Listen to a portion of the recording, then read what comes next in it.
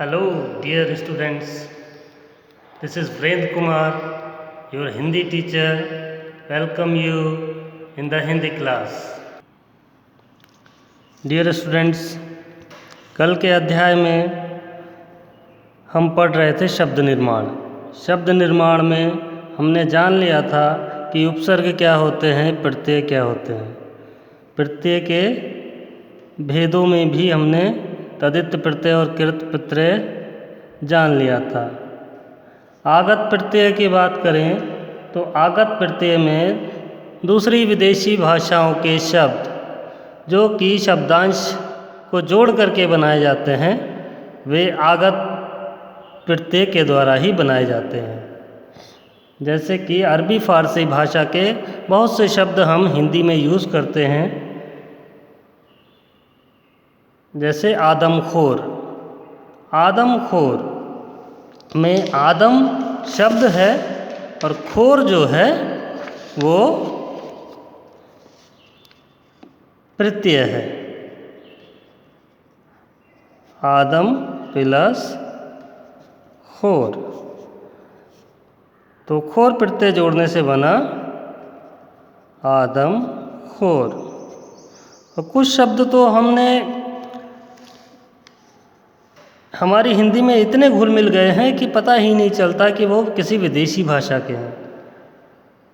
जैसे कि हम यूज़ करते हैं हथियार।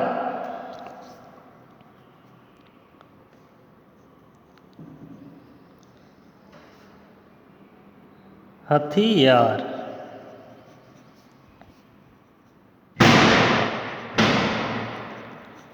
तो यार प्रत्यय मिलाने से बना हथियार।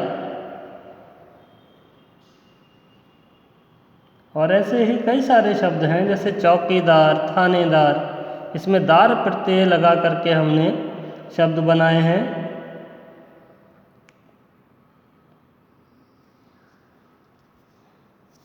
हथियार के बारे में मैं बताना चाहूँगा, हथियार बंद। तो इस तरीके से ये हथियार बंद शब्द बना है। हथियार पूरा शब्द है और बंद मिला करके हथियार बंद शब्द बना। तो हमने इस विषय में जान लिया कि आगत प्रत्यय क्या होते हैं। अब इसके बाद हम चलते हैं कृत प्रत्यय के भेद।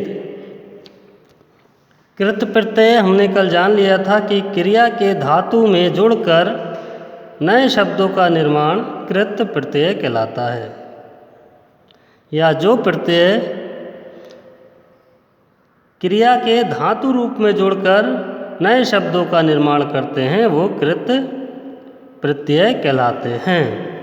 जैसे बुन प्लस आवट। बुन एक क्रिया की धातु है, बुनना।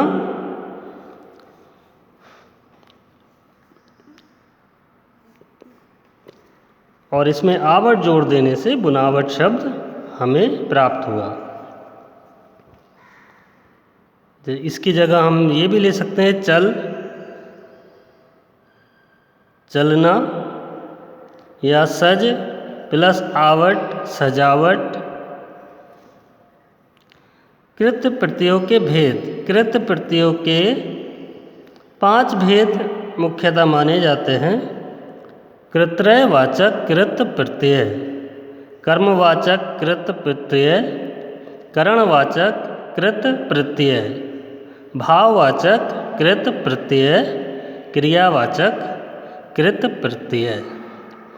तो पहले बात करते हैं कृत्रयवाचक कृत प्रत्यय की। कृत्रयवाचक कृत प्रत्यय में ऊ, आलू, एरा इस टाइप के प्रत्यय मिला करके हम शब्द बनाते हैं। जिस कृत प्रत्यय से क्रिया के करने वाले अर्थात कर्ता का बोध हो, ऐसे प्रत्यय कृत प्रत्यय कहलाते हैं। फिर सुन लीजिए, जिस कृत प्रत्यय से क्रिया के करने वाले अर्थात कर्ता का बोध हो या जिससे जुड़ने पर कार्य के करने वाले का बोध कराने वाले शब्दों का निर्माण हो, उसे कृत्रयवाचक कृत प्रत्यय कहते हैं। जैसे ऊ प्रत्यय, खा धातु में यदि ऊ प्रत्यय लगाएं तो खाऊ हो जाएगा। झगड़ा में अगर आलू प्रत्यय लगाएं तो झगड़ालू हो जाएगा। एरा प्रत्यय में यदि हम लूट में एरा लगाएं तो लुटेरा हो जाएगा। और इन सब शब्दों से किसी कार्य को करने वाले का बोध होता है, इसीलिए कृत्रयवाचक कृत प्रत्यय कहलाते हैं। अगला कर्मवाचक कृत प्रत्यय। कर्मवाचक कृत प्रत्यय में जिन कृत प्रत्ययों के योग से कर्म का बोध कराने वाले शब्दों का बोध होता है, उन्हें कर्मवाचक कृत प्रत्यय कहा जाता है। आपने वाक्य के निर्माण में भी पढ़ा है कि कर्ता और कर्म क्या होते हैं, तो उसी हिसाब से आप स्वयं भी पहचान सकते हैं। जैसे कि औना एक प्रत्यय है। इसको यदि बिछ शब्द में लगाएं, बिछ औना बिछौना। खेल में लगाएं खिलौना। तो ये इन शब्दों से कर्मवाच्य होने का भाव प्रकट हो रहा है, इसलिए इनको कर्मवाचक कृत प्रत्यय कहा जाता है। करणवाचक कृत प्रत्यय। करण आप जानते हैं कि किसी साधन के माध्यम से किसी कार्य को करना करणवाचक होता है। तो इसमें अन और आ जैसे शब्दांशों का यूज होता है। बेल में अन जोड़ेंगे तो बेलन, बेलन। ढक में अन जोड़ेंगे ढक्कन। ऐसे ही झूल में झूला, ठेल में ठेला। तो ये सब ठेला झूला एक साधन है जिनके द्वारा कार्य होता है, और साधन वाली चीज़ें करणवाचक में आती हैं और हम आसानी से उसको पता लगा सकते हैं कि ये करणवाचक कृत प्रत्यय का शब्द है।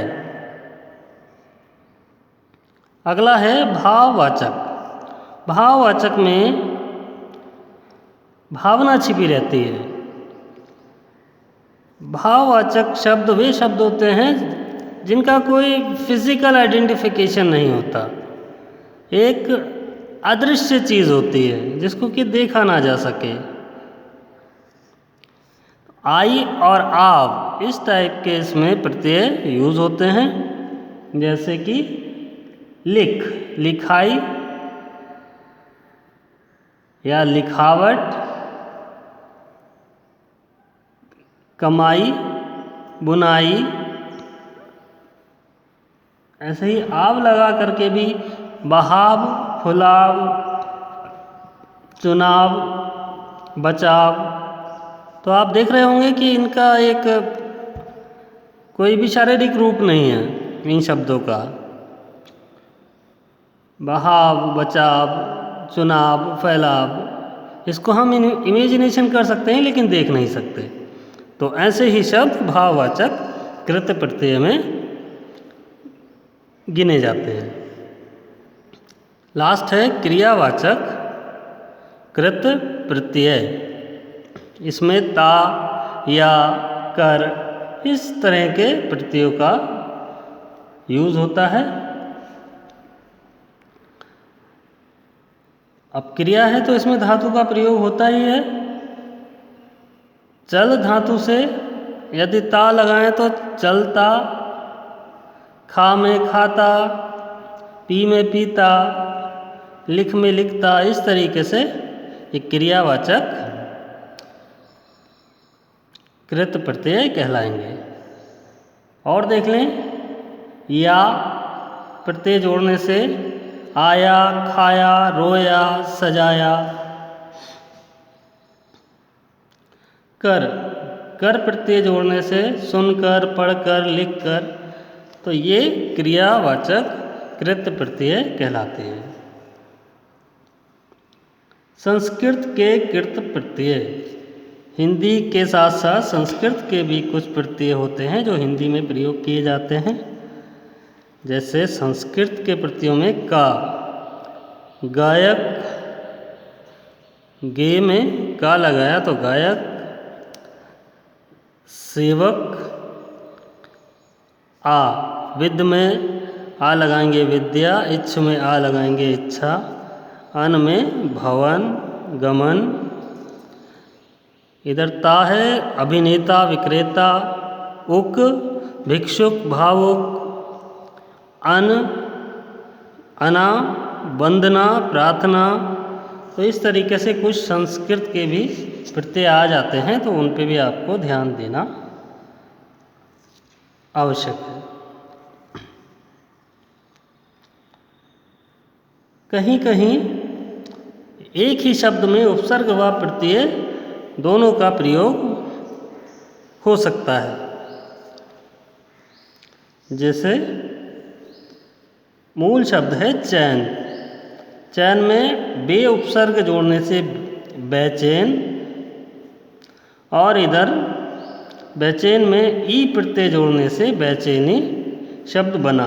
तो बेचैनी में उपसर्ग भी है और प्रत्यय भी है, तो इसमें हमें कंफ्यूज नहीं होना है। अगर क्वेश्चन आता है कि दोनों में से उपसर्ग और प्रत्यय अलग अलग छांट करके लिखिए, तो आप आसानी से पहले वाला उपसर्ग और बाद वाला प्रत्यय होता है, और उन्हें आप मूल शब्द अलग करके दोनों आपको मिल जाएंगे और आसानी से आप अपना आंसर दे सकते हैं।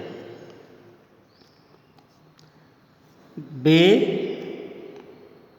उपसर्ग, कार मूल शब्द, और इसमें ई प्रत्यय जोड़ा तो बेकारी। अप उपसर्ग में मान प्रत्यय जोड़ने पर अपमान, और उसमें इत अप उपसर्ग में मान मूल शब्द जोड़ने पर अपमान, और इत प्रत्यय जोड़ने पर अपमानित शब्द हमें प्राप्त हुआ।